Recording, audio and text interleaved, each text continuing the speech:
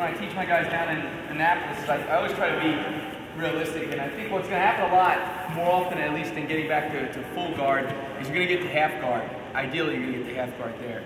And when that happens, chances are you'll probably still be flat and you got just kind of clamped on top of you. This next technique here I learned many years ago, and I always called it the lifesaver, but it kind of is like that life-saving technique. When you get back to the half guard, chances are guys still going to be locked on, you're still going to have you flattened out here, which is not what you want, but you have to kind of deal with it a little bit.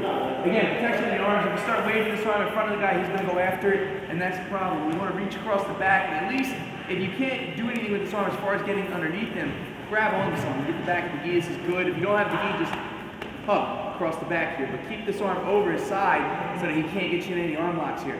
From here, once I do that, I'm going to reach under and I'm going to grab. You can see right on Danny's gi pants here. Now, without the gi, I'll just simply go to the shin here, but since I have the gi, I'll grab onto it here. Keep in mind that the further up to the knee you can get, the better on that grip. But right now, I can only pretty much get to about here.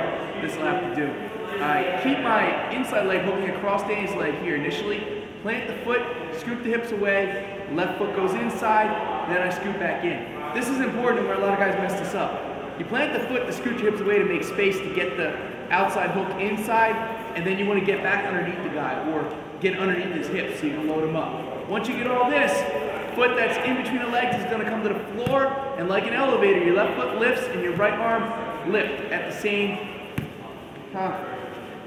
Bottom leg comes out and bring them back to close guard here.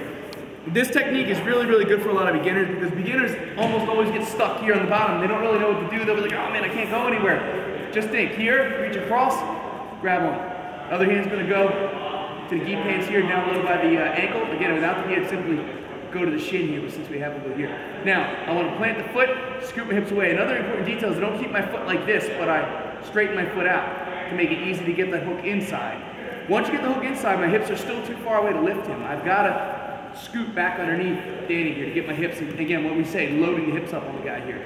From here, I'm going to lift him, but before I do that, I've got to take the leg inside out and put it on the floor because I can't lift with my own leg in there. It's going to create problems. Only when I'm ready to lift do I take that foot out, and then I'm going to lift at the same time. Left foot and right arm will simultaneously lift.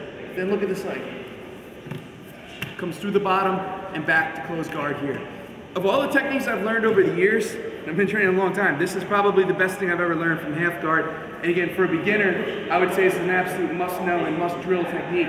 Here and here, again, scoot away, hook, scoot back in. Plant the foot, elevate, back to close guard. Keep in mind, guys, you only have to lift him high enough to slide that leg that's trapped underneath him. I'm over-exaggerating the lift a little bit so you guys can see it, but you only have to get him about yay high, slide the leg out, and bring him back to close guard. Okay, guys, let's grab a partner and start drilling on that.